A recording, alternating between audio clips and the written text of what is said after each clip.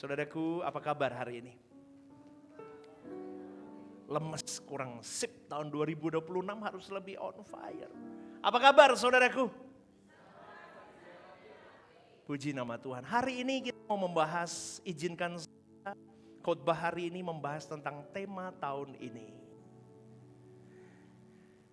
Di dalam perenungan saya kepada Tuhan, saya meminta apa yang harus saya sampaikan untuk tahun 2026, saudaraku. Maka Tuhan berikan satu tema besar, tolong tampilkan. One vision, one heart for harvesting.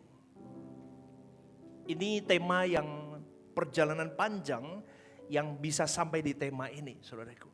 Satu visi, satu hati untuk menuai jiwa-jiwa. Itu tema kita. Berikan tepuk tangan untuk Tuhan.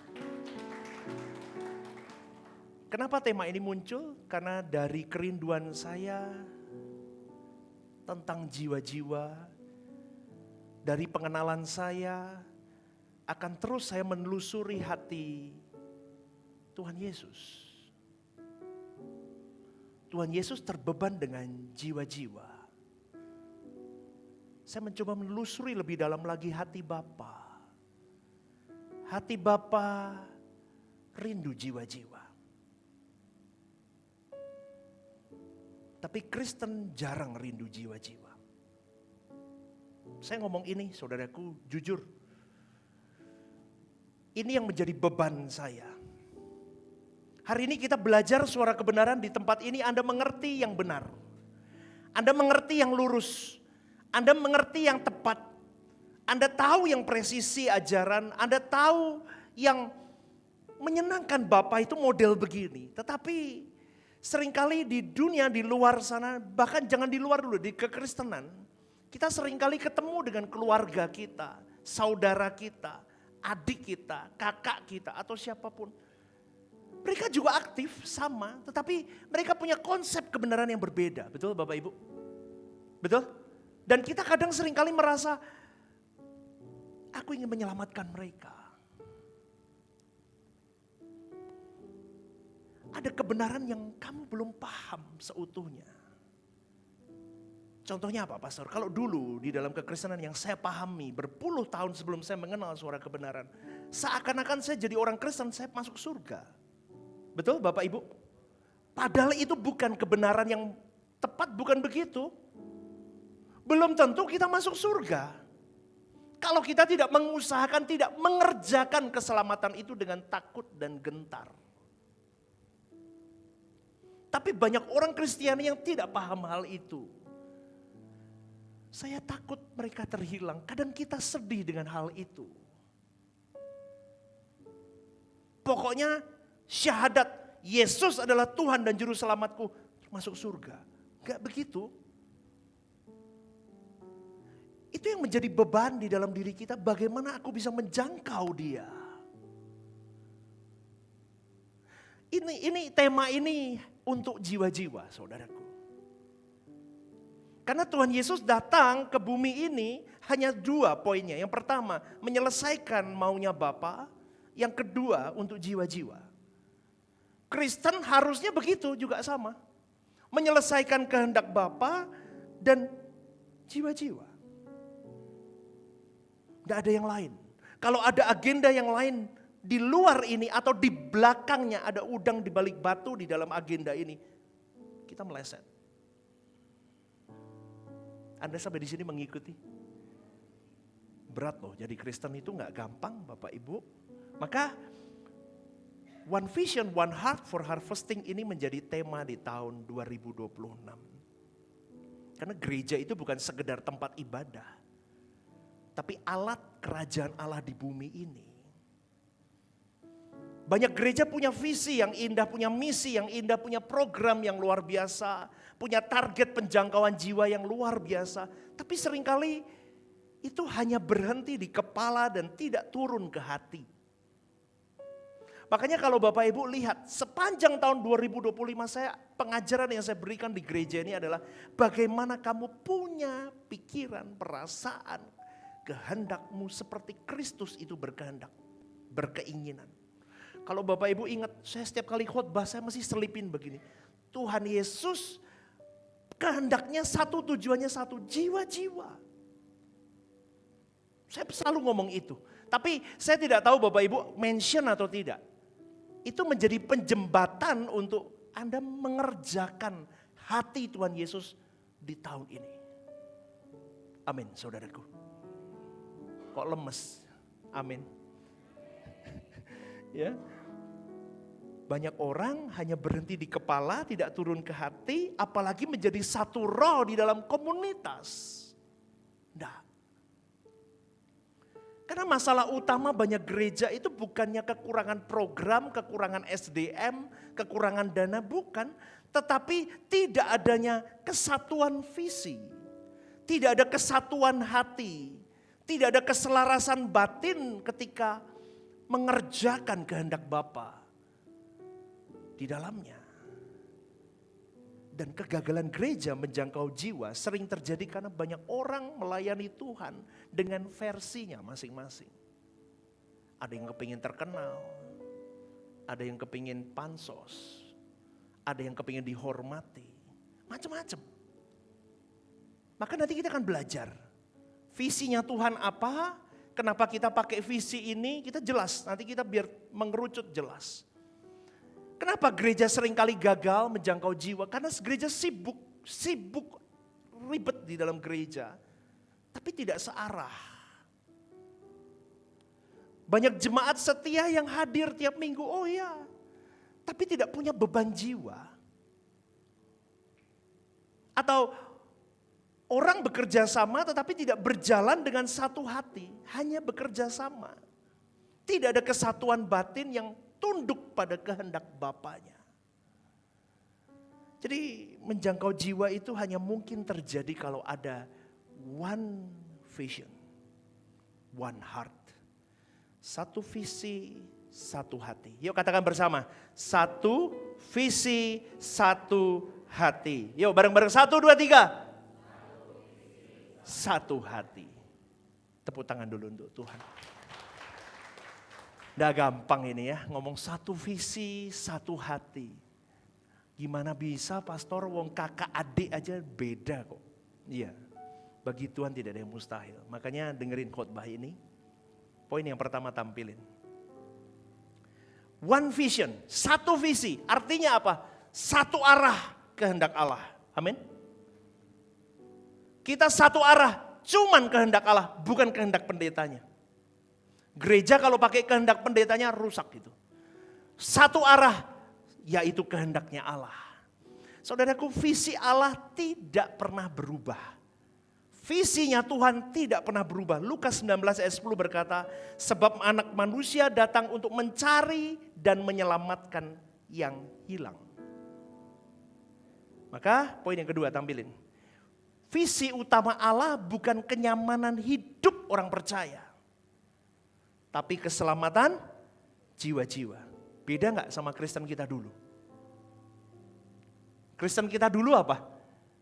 Nyaman hidupku. Urusan jiwa-jiwa nanti deh. Tapi kita kembali ke visi Allah, satu vision.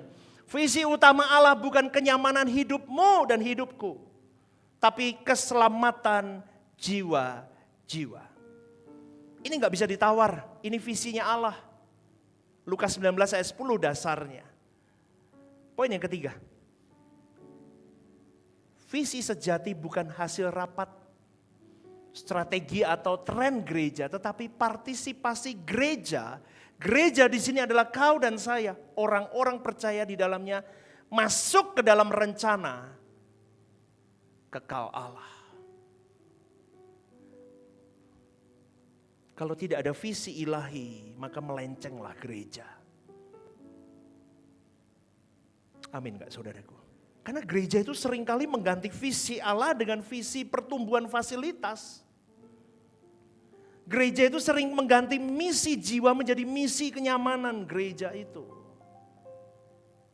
Dan gereja seringkali mengganti panggilan kekal dengan kebutuhan-kebutuhan yang fana. Ingat loh saudaraku, poin yang keempat, visi gereja. Poin yang keempat, tampilin. Visi gereja harus membawa manusia masuk ke dalam kehendak Allah. Bukan sekedar apa? Tak ketok tuh ini, tidak kelihatan. Kok tidak bisa ngomong ya semua ya? Yuk ulang yuk. Visi gereja harus membawa manusia masuk ke dalam, bukan. Tapi faktanya gereja seringkali fokusnya kepada, ya apa enggak ya? Ya apa enggak ya? Pokoknya jemaatnya penuh, gerejanya full, sound system penuh, lampu jebret-jebret ke diskotik, keren pemusiknya. Bukan itu. Berapa seat gerejamu? 700, bangga, pendetanya bangga. Berapa seat? 300, 1000, 2000. Bukan itu yang dikejar. Yang dikejar kita masuk ke visi Allah, yaitu kehendak Allah apa atas kamu mendirikan gereja Stephen Lim. Kamu kuutus mendirikan gereja, bukan maumu, bukan ambisimu, tapi mauku. Dan mauku ditransfer ke kamu, ke semua para pelayan, ke semua para jemaat, supaya mengerti mauku adalah masuk dalam kehendakku, yaitu jiwa-jiwa. Beri tepuk tangan untuk Tuhan. Nangkep gak di sini? Nangkep ya? Karena gereja cuma begitu dari dulu. Saya juga begitu, salahnya dulu begitu. Saya bertobat. Seat, yang penting seatnya banyak, 1000, 2000, 3000. Jalannya begini kalau 100 masih 50, jalannya begini 1000, 2000, 3000, 5000, dangak. 10.000 terbang. Pendetanya meluncur tuh kok sus ini. Saya mengasihimu, saudaraku. Saya ngomong ini supaya kita buka mata semua, kita berubah. Poin yang kelima. Maka one vision, poin yang kelima. One vision berarti kita sepakat. Sepakat itu berarti sama. Yes, sepakat. Bahwa tujuan utama hidupmu dan hidupku, pelayananmu dan pelayananku adalah apa? Memenuhi kehendak Allah dan menyenangkan siapa? Hati Allah. Dengan cara apa? Katakan amin. Menjangkau jiwa. Kiri kanan senggol yuk. Menjangkau jiwa. Udah jelas ya. Ini visinya Tuhan. Visinya Tuhan. Maka visi menjangkau jiwa bukan hanya menambah jumlah jemaat. Bukan. Bukan hanya memperbesar organisasi GSKI. Bukan. Tetapi fokus tepatnya adalah begini, titik pasnya kalimat ini adalah begini. Kau dan saya harus membidik semua jiwa yang ada di dekatmu untuk kembali ke rancangan Allah semula. Katakan amin. Makanya kalau Bapak Ibu ngikuti renungan-renungan saya tiap pagi, itu saya sedang menghajar dirimu dulu. Karena bagaimana engkau bisa menjangkau jiwa kalau jiwamu aja hilang. Banyak orang jiwanya hilang. Yang duduk di sini pun mesti ada yang hilang. Jangan dikira kamu ke gereja jadi pendeta kayak saya terus gak hilang. Banyak yang hilang. Apalagi anak-anak sekolah STT. Tambah banyak yang hilang di situ. Merasa pintar. Kalau Anda sudah mulai mengerti one vision berarti kita sepakat. Satu tujuan jelas bahwa hidupku, pelayananku bukan tentang diriku tapi memenuhi kehendak Allah, menyenangkan hati Allah yaitu dengan jiwa-jiwa. Poin yang ke-6 tampilin. Rick Warren berkata, a church with no passion for souls is a church with no heart. Saya artikan gereja tanpa kerinduan menjangkau jiwa-jiwa adalah gereja tanpa hati. Coba bayangin, saudara. Rick Warren ini salah satu pendeta besar di Amerika, gereja baptis. Saya suka baca bukunya. Jelas, gereja tanpa kerinduan menjangkau jiwa-jiwa itu adalah gereja tanpa hati. Itu one vision yang pertama. Yang kedua, yuk, yang ke-7 tampilin. One vision yang kedua adalah titik awal, satu visi. Titik awal untuk hidup bagi kerajaan Allah. Kembali saya tampilin Lukas 19 ayat 10 yang berkata, sebab anak manusia datang untuk mencari dan menyelamatkan yang hilang. Keselamatan itu bukan tujuan akhir. Dengar baik-baik saudaraku. Keselamatanmu bukan tujuan akhir. Tapi titik awal untuk seseorang hidup bagi kerajaan Allah. Katakan amin. Amin saudaraku.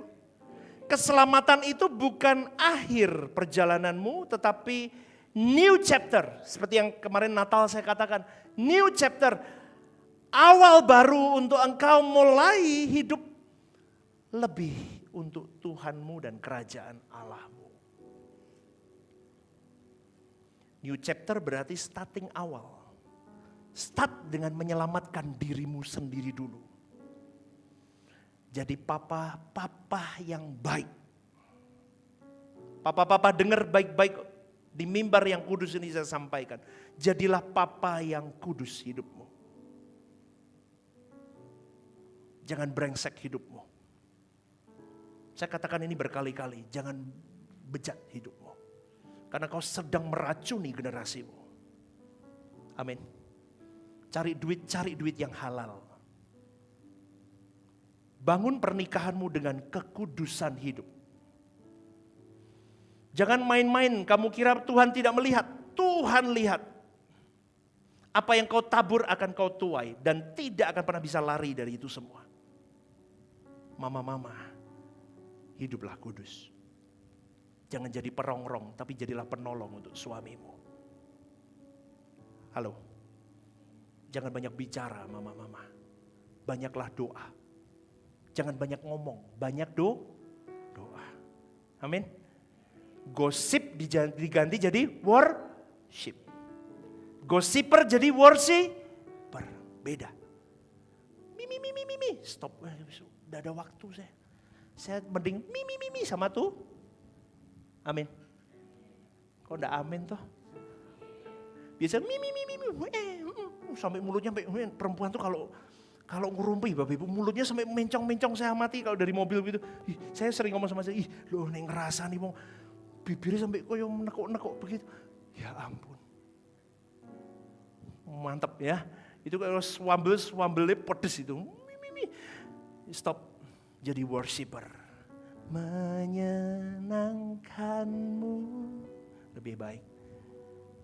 Oh, senangkanmu ya Tuhan, dimanapun ku berada. Apa? Senangkan tuh. Ini lagu bulan ini ya. Ini tampilin terus nih biar sampai pinter. Terus biar keracun tuh di kepala tuh. Setiap kali mau ngerumpi ketemu menyenangkanmu. Enggak situ. Misi Ci, saya jalan dulu ya gitu ya. Amin Bapak Ibu. Senangkanmu. Enggak boleh kembali. Mulai lihat suamimu, mulai kamu mau mulai ngoceh. Menyenangkanmu. Bapak-bapak kalau di jalan mulai jengkel.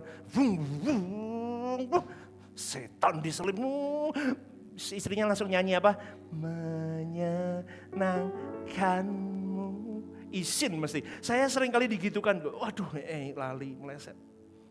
Senangkan Tuhan. Apa? Dalam apa? Segala. Berarti waktu kamu digitu-gitukan juga kamu harus. Amin. Ketika suamimu atau istri, papa, mama mau bisa di perusahaan, bisa curi duit. Ingat lagu ini. Menyenangkanmu. Tapi buat bayar sekolah Tuhan. Enggak, Tuhan nanti pelihara kamu. Kamu hidup jujur bayar harga, Tuhan pelihara. Senangkanmu ya Tuhan, dimanapun ku berada. Aku mau hidup untuk apa? Senangkan Tuhan untuk hidup bagi kerajaan Allah. Berikan tepuk tangan untuk Tuhan. Selamatkan dirimu dulu, amin. Yuk hidup kudus yuk, ayo. sumringah, happy, semangat, hidup kudus, hidup tidak bercacat, tidak bercela. Jangan jahat, kalau jatuh segera balik. Setelah kau selamatkan dirimu, chapternya begini urutannya. Kau selamatkan dirimu, oke, good. Kau mulai selamatkan, next chapternya, selamatkan keluarga intimu. Istrimu, suamimu, anak-anakmu, save them. Dengan cara apa pastor? Hiduplah kau benar. Makanya kalau Anda beruntung kalau Anda bisa bergereja di Rehoboth Semarang, apalagi Anda bertekad mau ambil bagian dalam pelayanan, pasti hidupmu tak kunci Bapak Ibu. Hidup anak-anak itu paling sekolah, rumah, gereja. Lihat ya, lihat. Betul gak omongan saya? Sekolah, rumah, gereja. Sekolah, rumah, gereja. Sekolah, rumah, gereja. Enggak pergi kemana-mana. Tak kunci terus. Kenapa? Apalagi masa-masa remaja, saya pasti kunci. Kalau yang tua-tua, yang sudah mulai papa-papa, mama-mamanya, sama. Kerja, rumah, gereja. Kerja, rumah, gereja. Kerja, rumah, gereja. Terus tak kunci. Buka HP, WA channel. Buka HP, renungan. Buka HP, WA channel. Anda sampai suntuk. Mungkin bosan lihat muka saya. Biar. Amin. Bosan loh, aku dewe bosan kok delok muka aku terus ini. Kok aku lagi. Betul Bapak Ibu. Tapi demi ini ngunci. Coba kalau nggak dikunci pelayanan, nggak dikunci kerja, keluarga, pelayanan. Nanti Anda bisa kemana-mana yang nggak karuan. Kumpulanmu nggak karuan. Tapi kalau di sini Anda kumpul di satu keluarga yang sehat. Karena Bapak rohanimu tuh, kalau dulu ada film By Watch ya, kalau saya sekarang jadi Church Watch. Saya mengamati kamu. Iki ngenara uripe, hidupnya bener enggak? Jangan sembunyikan dari saya tahu Bapak Ibu. Betul? Yang sudah dekat sama saya tahu. Kamu mau apa, mau ngumpetin sama bapakmu enggak bisa Bapak Ibu. Ya, maka menangkan keluarga intimu, menangkan keluarga besarmu habis itu. Itu tidak gampang memang, saya kasih tahu. Keluarga besarmu itu tidak gampang. Beda doktrin bisa terjadi perpecahan keluarga. Betul? Loh, ini mudah apa enggak saya ngomong kok diam gini terus loh. Ini diajari satu visi kok gini. Bapak Ibu, beda doktrin bisa masalah. Saya hari ini dengan Bu Lisi bisa stand di gereja ini, dengan sinode GSK ini, saya bayar harga. Gak gampang. Banyak orang ngomong, wah ini gereja begini, gereja begitu, gereja begini. Kita gak boleh di gereja ini apa-apa, udah deh saya mau berdiri. Ini kebenaran yang murni. Puluhan tahun saya baru tahu ajaran begini nih yang benar. Setelah kau bisa save your big family, kau selamatkan orang-orang yang kamu kenal di luar sana, teman-temanmu, sahabatmu. Itu next step-nya. Kemudian selamatkan jiwa-jiwa yang terhilang di luar sana yang kau tidak kenal melalui hidupmu. Tampilkan Kristus dalam hidupmu. Tapi masalah gereja hari ini adalah banyak orang percaya hidup untuk dirinya sendiri. Bodoh amat dengan jiwa-jiwa. Buktinya apa? Orang tua aja nggak aware dengan keselamatan anaknya. Loh kok bisa ngomong begitu pastor? Aku mengasihi anakku loh. Kalau kamu mengasihi anakmu, kamu selamatkan jiwamu dulu, hiduplah suci. Kalau kamu ngomong kamu mengasihi anakmu, tapi kamu hidupmu bejat, kamu sedang membunuh anakmu secara tidak langsung. Betul apa enggak betul? Betul apa enggak betul? Makanya saya ngomong begini Bapak Ibu supaya kita semua melek mata. Tuhan seringkali dipakai hanya untuk memberkati kepentinganmu semata. Itu masalah gereja hari ini. Maka poin yang ke-8 tampilin. One vision berarti hidup kita hanya punya berapa arah? Satu arah. Apa? Hidupku hanya bagi kepentingan Allah dengan fokus menjangkau jiwa untuk kerajaan Allah. Poin yang ke-9, Billy Graham pernah berkata begini, saudaraku. The church exists for nothing else but to draw men into Christ.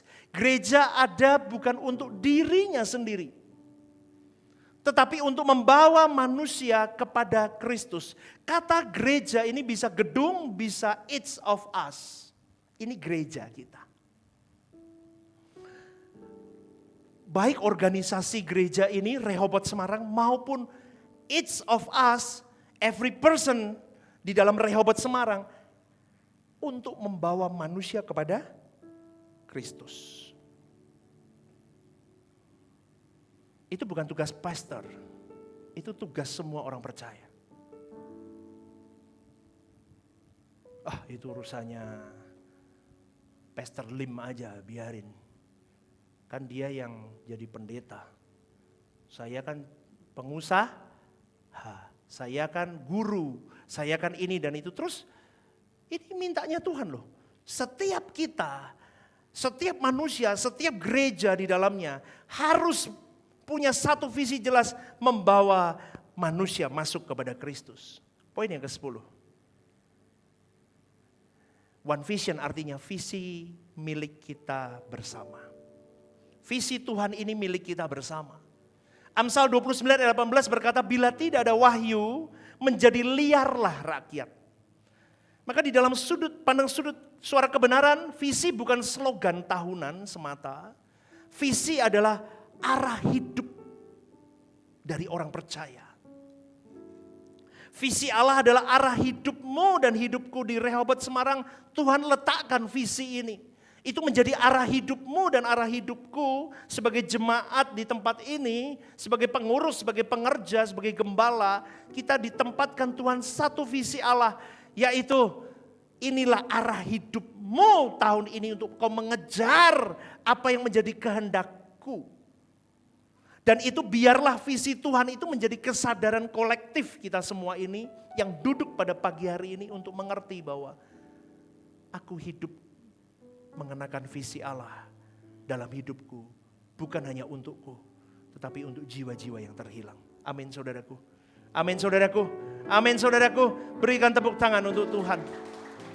Poin yang ke-11 tampilkan. Visi harus menjadi arah hidup seluruh keluarga rohani. Kalau tidak nggak bisa saudaraku. Kalau aktivisnya punya agenda pribadi. Ketua divisinya jalan sendiri-sendiri. Jemaat hanya duduk jadi penonton pulang pergi gereja. Maka gereja itu akan penuh program. Tapi tidak akan pernah berbuah. Maka jelas pada pagi hari ini satu visi, one vision. Jiwa-jiwa untuk Tuhan. Katakan bersama, jiwa-jiwa untuk Tuhan. 1, 2, 3. Kurang, belum bareng-bareng. 1, 2, 3. Lagi, 1, 2, 3.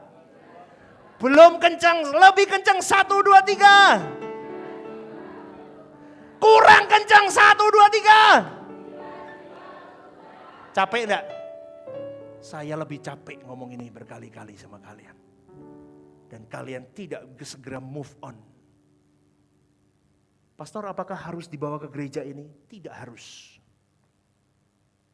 Kalau di kantormu, mereka bukan orang beragama Kristen. Menangkan jiwa mereka melalui hidupmu. Amin. Kalau bisa dibawa, puji Tuhan. Kemarin ya kakak saya nih bawa orang China di 2 di situ. Embuh itu, dia dengar saya pakai bahasa roh mungkin dia. Paham orang dari China. Ya. Tetapi kerinduan saya Bapak Ibu, orang-orang yang sudah jauh dari Tuhan, tidak pernah ke gereja. Atau dia ingin rindu mengenal Tuhan lebih lagi. Ajak ke tempat ini. Menangkan. Amin. Bawa ke tempat ini. Biar mereka tahu kebenaran murni itu. Maka ini harus menjadi visi, menjadi arah hidup seluruh keluarga rohani di tempat ini. Poin yang ke-12 tampilkan. Oswald J. Smith berkata, the supreme task of the church is the evangelization of the world. Tugas tertinggi gereja adalah apa? Penginjilan dunia. Ini penting saudaraku. Tugas tertinggi gereja adalah penginjilan dunia. Oke, ini saya sudah membahas satu misi. Bapak Ibu menangkap semuanya? Amin. visinya jelas dari Tuhan. Apa visi Tuhan? Apa yang menjadi kehendak Tuhan? Itu yang harus kita kejar dari poin pertama. Oke, aku kejar visi Allah. Apa visi Allah? Ternyata visi Allah adalah jiwa-jiwa. Bagaimana aku bisa memakai visi Allah ini, satu visi ini, kau harus habis dulu hidupmu. Poin yang kedua, kepentingan kita harus habis. Hidup kita melebur hanya untuk kepentingan Tuhan. Dan ketika kita sudah mulai berjuang menghabiskan tentang diri kita, maka kita baru bisa kenakan misi ini bersama-sama. Kalau orang di setiap ini, duduk di tempat ini dan saya semuanya ini, punya misi masing-masing di gereja ini, penuaian jiwa-jiwa tidak akan pernah terjadi. Tetapi ketika semuanya dileburkan kepada satu misi Allah, hanya untuk kepentingan jiwa-jiwa, maka kita baru bisa bekerja sama. Amin saudaraku. Amin. Poin yang kedua selanjutnya, one heart. Momen yang kedua, coba tampilin. Satu hati sekarang saya mau bahas. Satu hati artinya satu sikap batin, bukan sekedar bekerja sama. Poin yang ke-14, kesatuan itu dimulai dari kesepakatan hati, bukan struktural, saudaraku. Kenapa pastor ngomong begini? Kadang di organisasi terstruktur, tapi belum tentu sepakat. Apa organisasi yang paling kecil? Keluarga, suami dan istri. Ini pun belum tentu sepakat. Ya apa enggak ya? Apalagi kalau di dalamnya orang banyak. Dengan berbagai masa lalu, berbagai tingkat ekonomi, tingkat pendidikan, intelektual mereka, kecerdasan spiritual mereka berbeda. Itu susah untuk mendapatkan kesepakatan. Meskipun di struktur yang bagus, yang sama. Maka kesatuan itu dimulai dari kesepakatan apa? Hati. Yuk bareng-bareng, 1, 2, 3. Kesepakatan hati. Bukan struktural. Filipi 2 ayat 2 berkata, hendaklah kamu sehati, sepikir, satu kasih, satu jiwa, satu tujuan. Dengar saudaraku, Tuhan tidak mencari gereja yang wow di mata manusia. Percayalah, gereja yang gemerlap dengan semua fasilitasnya pun belum tentu Tuhan ada di situ. Setuju gak? Belum tentu ada Tuhan. Tapi Tuhan cari gereja yang sehati dengan dirinya. Semisi, sehati dengan dia, sevisi dengan dia. Sepakat itu mengundang berkat, saudaraku. Sepakat itu menggandeng berkat Tuhan. Sepakat itu mengundang hadirat Tuhan. Keluarga cekcok terus, keluarga rohani, keluarga jasmani, kalau di dalamnya ribut terus, tidak akan ada berkat Tuhan di dalamnya. Tidak ada hadirat Tuhan. Ketika kita bersepakat, kita akan menggandeng kuasa, power yang dari Tuhan. Sesuatu yang di luar nalarmu akan terjadi dengan power dari Tuhan itu karena kesepakatan hati. Setuju gak nih Bapak Ibu? Setuju ya? Kesepakat itu menggandeng kuasa dan boleh saya katakan begini, sepakat itu menggandeng mujizat. Wah ini langsung melotot, kok ngomong mujizat pastor? Saya tuh tahu Bapak Ibu, supaya membuat kalian melotot itu harus dikasih kunci-kuncinya. Sepakat itu menggandeng mujizat. Saya praktek di gereja ini berkali-kali. Ketika saya sepakat berdua dulu, baru turun ke bawah. Sepakat, ada aja. Ada breakthrough, ada mujizat. Ada sesuatu yang di luar pemikiran saya, di luar harapan saya, di luar, gak mungkin lah. Tapi kok mungkin? Itu the power dari yang namanya unity atau kesepakatan ini, saudaraku. Maka sepakatlah dengan Tuhan, bersatulah dengan Roh Kudus, maka akan terjadi sesuatu di dalam kehidupanmu dan pelayananmu. Poin yang ke-15 tampilkan. Kesatuan tidak lahir dari jabatan, aturan atau disiplin organisasi. tapi lahir dari kesadaran hati akan hati Allah dan perintah Allah. Kesatuan itu lahir dari kesadaran hati akan hati Allah dan perintah Allah. Perintahnya apa, Pastor? Filipi 2 ayat 2 tadi jelas. Hendaklah kamu sehati, sepikir, satu kasih, satu jiwa, satu tujuan. Tapi masalahnya saudaraku, hari ini masih banyak hati yang masih mencari kehormatan. Masih banyak hati yang masih mudah tersinggung. Masih banyak hati yang masih membandingkan peranku. Loh, aku cuman aser loh.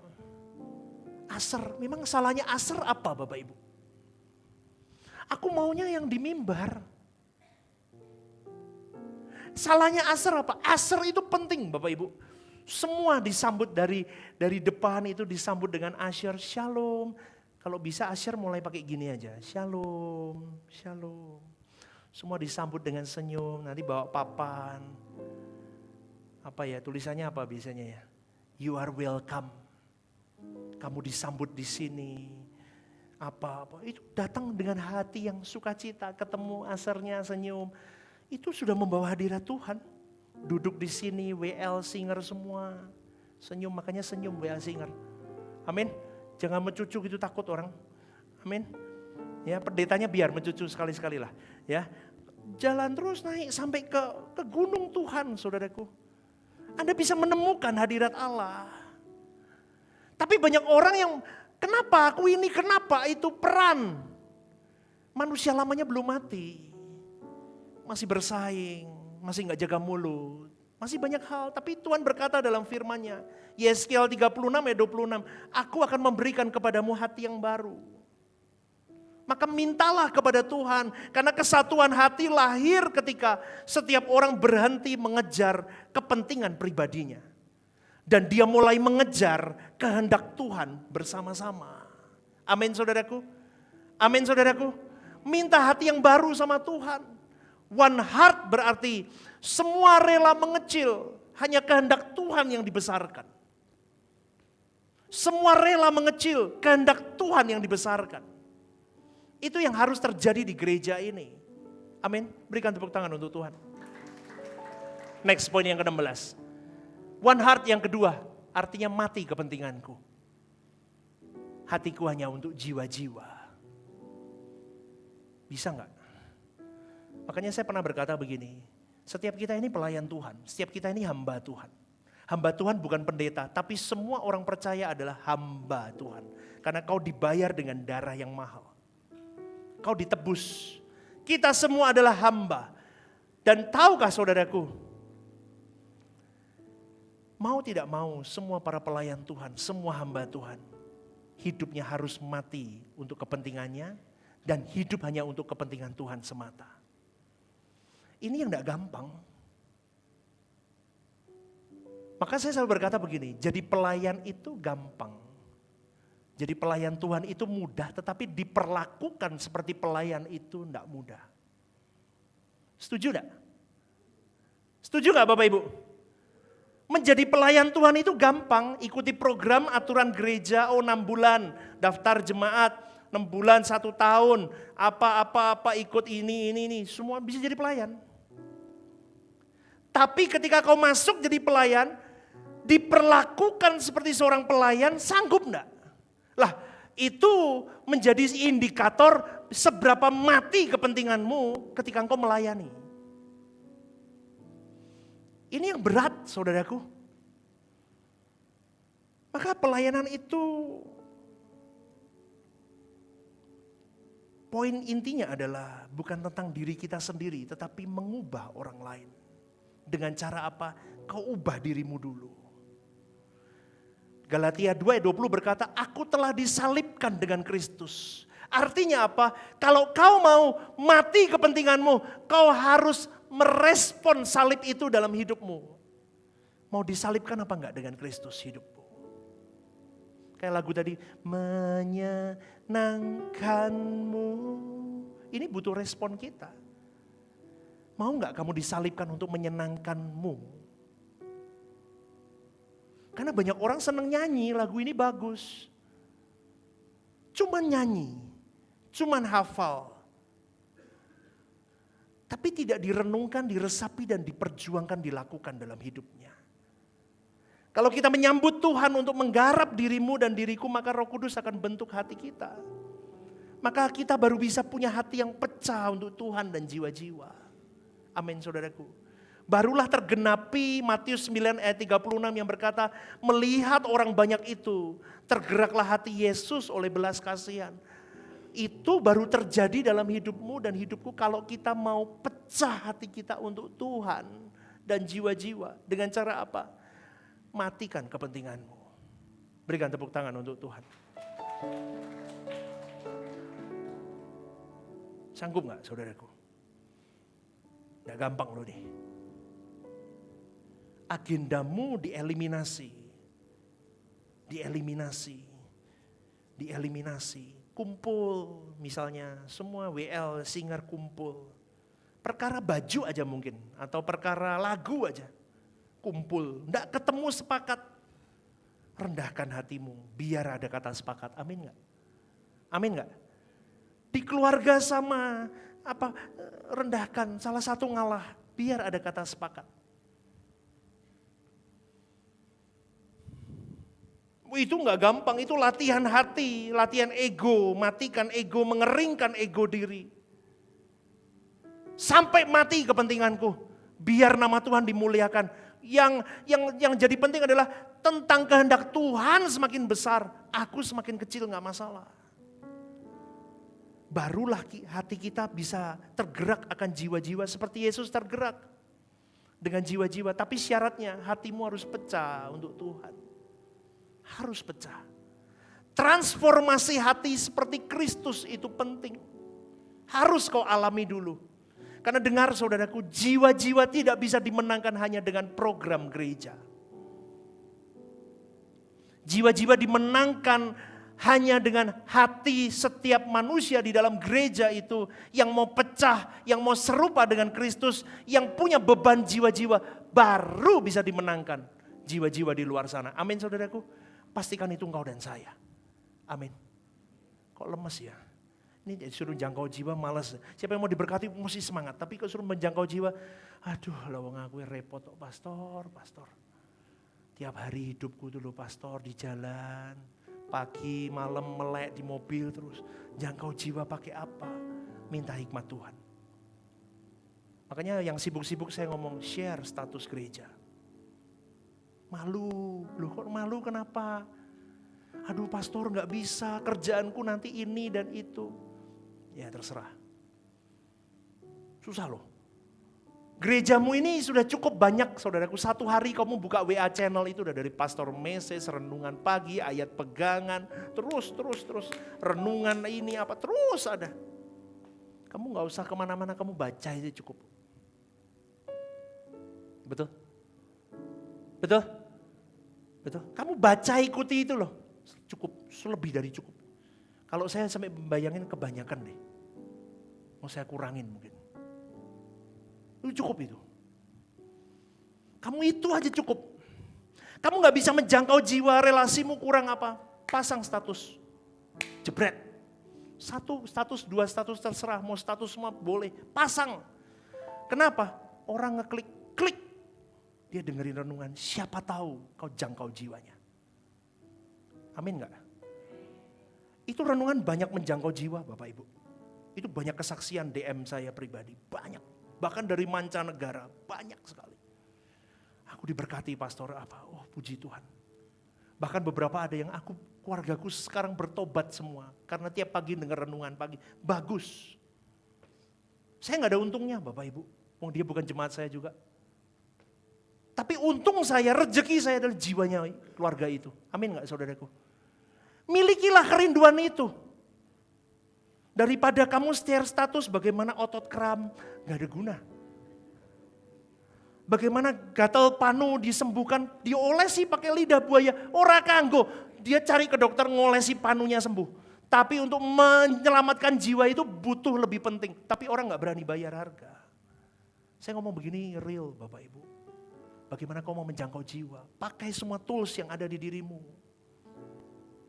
Pakai tools. Tools termudah adalah handphonemu.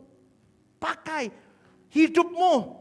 Tiap hari ketemu tetangga, ketemu siapapun, hidupmu tampilkan seperti Kristus. Amin. Amin saudaraku. Poin ke-17 tampilin. Orang yang bisa sampai di titik ini, hatinya pecah untuk Tuhan, adalah orang-orang yang sudah mati kepentingan dirinya. Dan dia apa? Menghidupkan kepentingan Tuhan dalam hidupnya. Wah, ini kelasnya sudah beda. Ini gak akan hitung-hitungan. Maka menjangkau jiwa, saudaraku, tidak bisa saya sendiri, tidak bisa siapa sendiri. Harus bareng. Mother Teresa berkata, poin yang ke-18. Mother Teresa berkata, poin 18. I can do things you cannot do. You can do things I cannot do. Together we can do apa? Great things.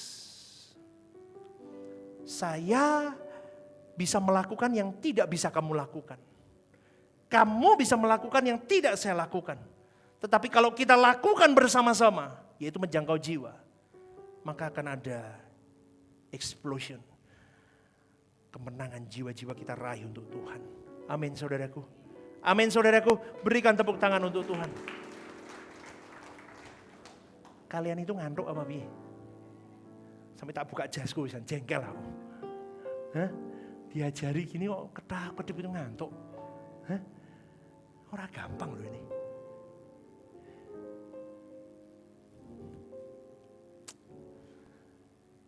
Keren ya. Together we can do great things. Wih, keren. Lanjut. Selesai. Tadi one vision, one heart. Sekarang kita masuk harvesting. 19. Untuk penuaian, for harvesting. Tujuan kita bukan berkumpul. Tapi apa saudaraku? Baleni, 1, 2, 3. Tujuan, ulang, 1, 2, 3. Tapi bareng-bareng 1, 2, 3.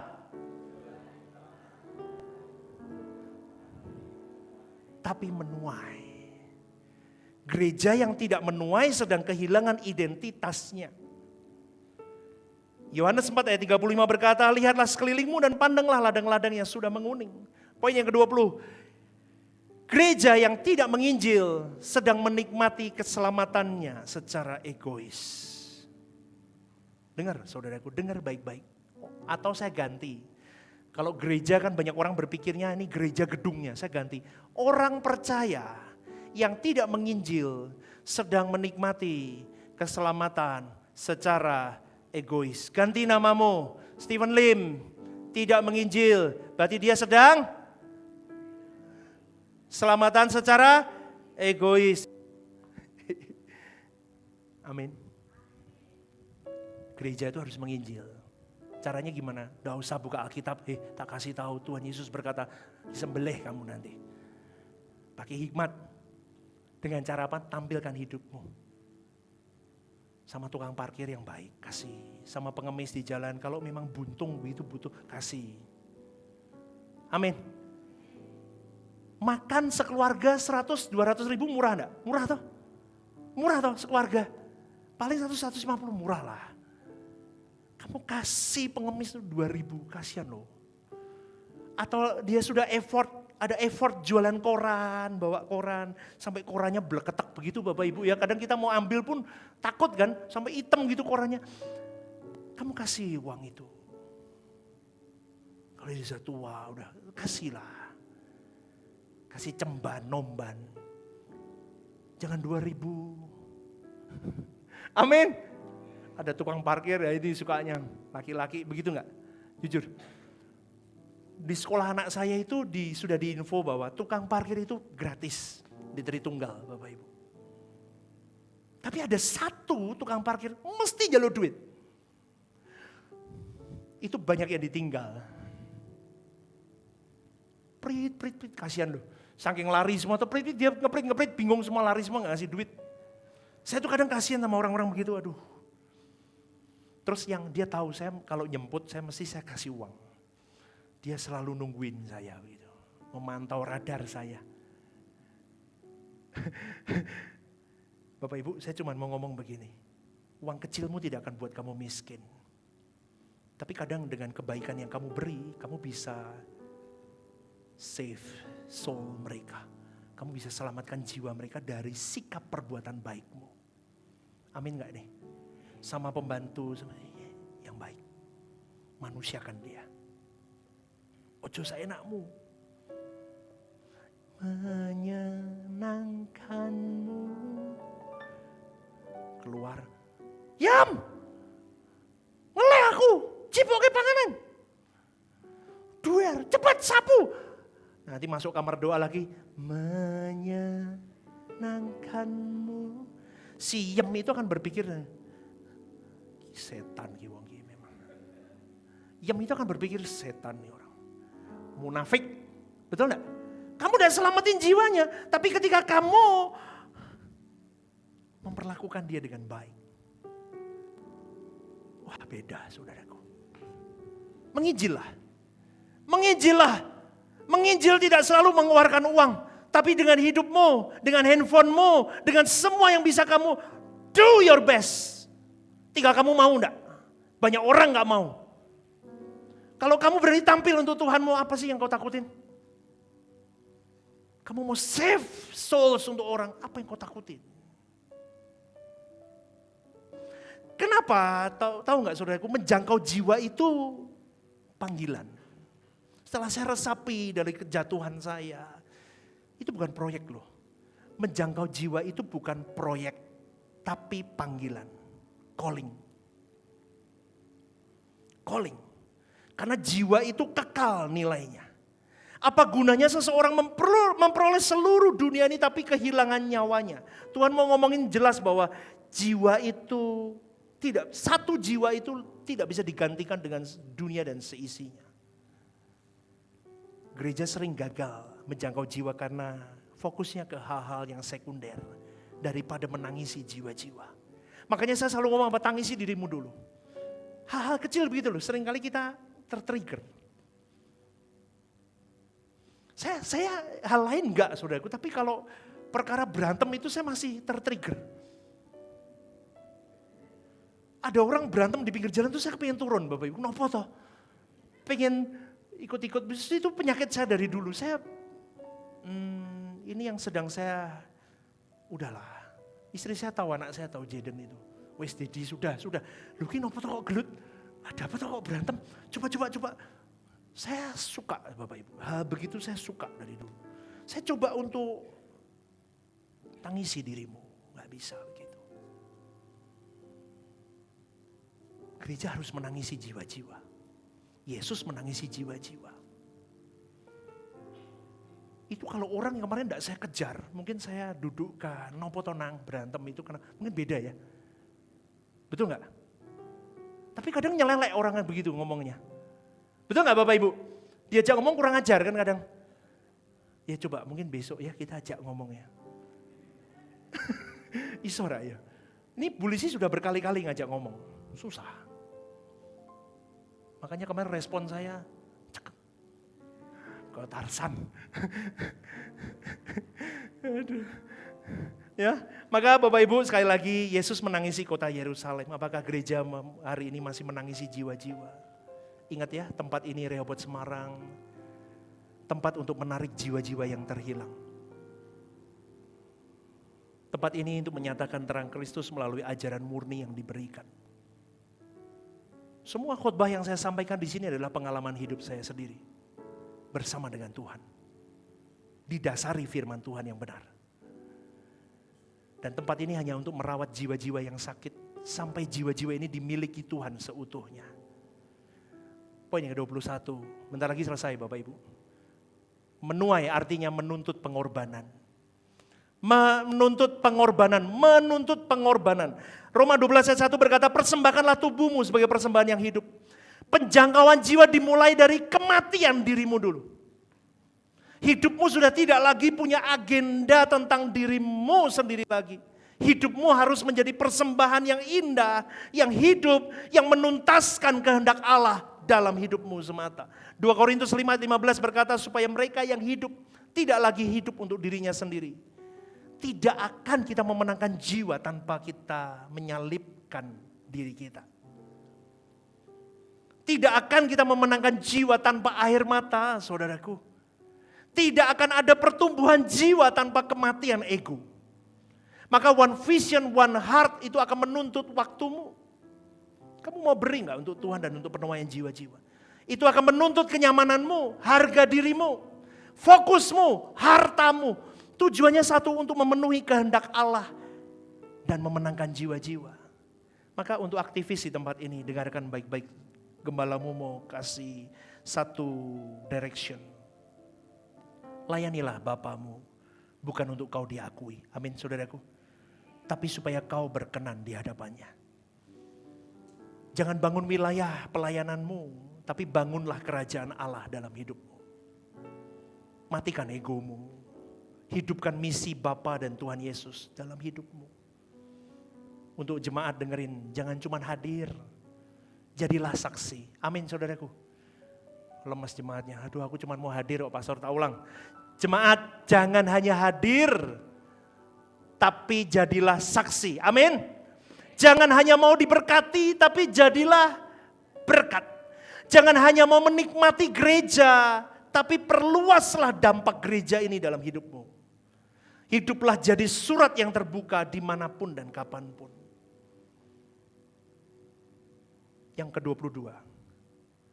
Kesatuan bukan demi damai suasana. Wes jangan ribut, bukan itu. Tetapi demi efektivitasnya kerajaan Allah. One vision menyenangkan hati Bapa. One heart sehati dengan Kristus. Heart for harvesting, membawa jiwa kepada keselamatan kekal. Ini bukan berhenti di slogan tahunan saudaraku, tapi ini adalah perjuangan untuk merubah batin seseorang yang ada di dalam visi dan misi ini. Kepentingan Bapa dan Kristus adalah pusat hidupnya. Egonya disalibkan dan keluarga rohani menjadi satu tubuh yang tidak terpecahkan lagi. Poin yang ke-23.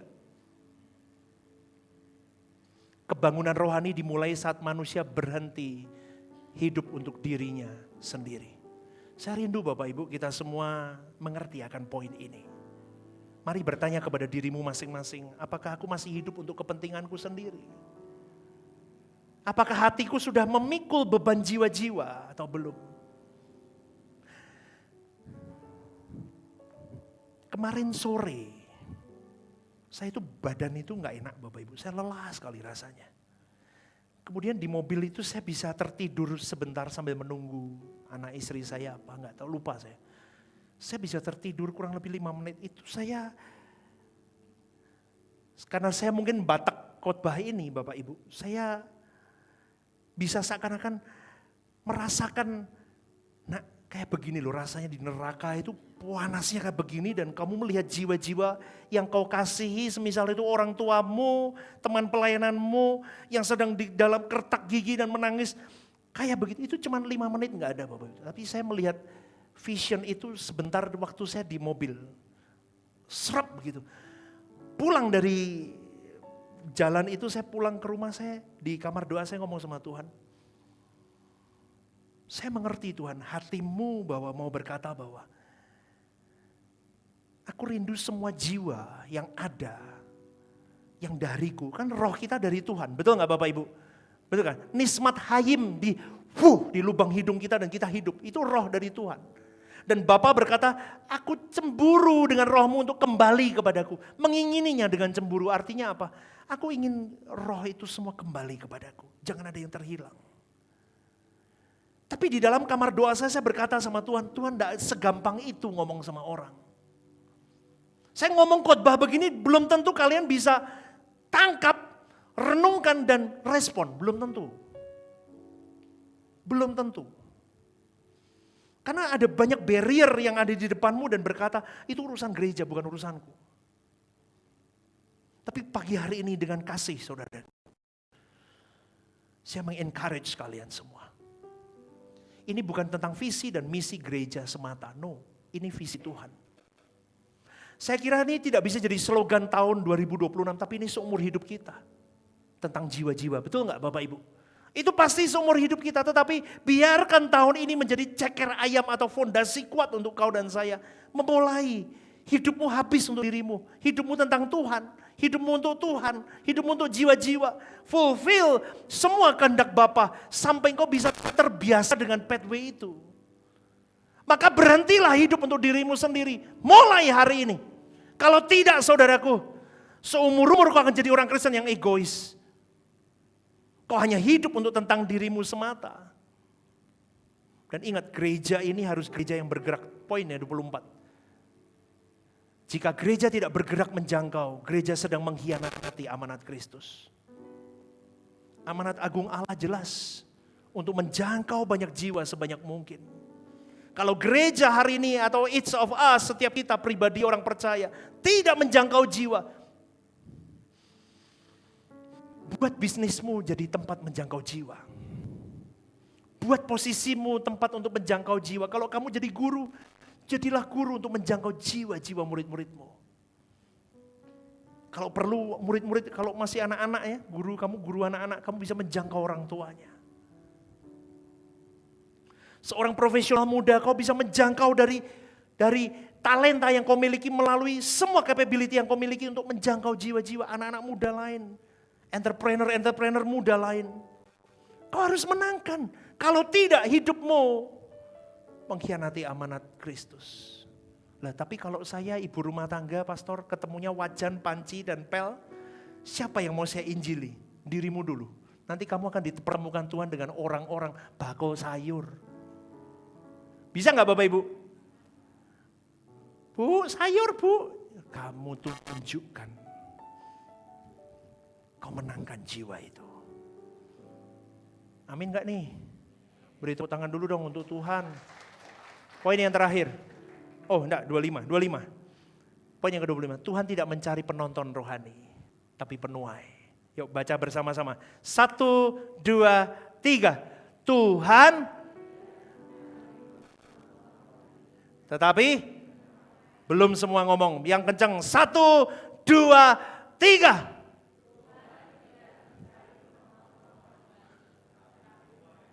Kok lemes gitu, kenapa sih? Belum makan ya, lapar pastor, kok banyak kelamaan. Biar mungkin visi misi setahun. Biar Anda tahu. Terakhir, poin terakhir, tampilin 26. Unity turns vision into kesatuan akan mengubah visi menjadi sebuah impact. Itu apa ya? Apa? Dampak. Berikan tepuk tangan untuk Tuhan. Sekiranya Bapak Ibu mengerti visi tahun ini yang saya berikan, one vision, one heart for harvesting. Yuk ulang bareng-bareng. 1, 2, 3. One vision, one heart for harvesting. Lidahnya yang terbiasa makan tempe dan tahu kan susah ngomong begini. Kita ulang sekali lagi. One vision, one heart for harvesting. Nanti yel-yelnya harus ada. Rehoboth Semarang. One vision, one heart for harvesting. Yeay. Yuk ulang yuk. Berdiri, bangkit berdiri Bapak Ibu.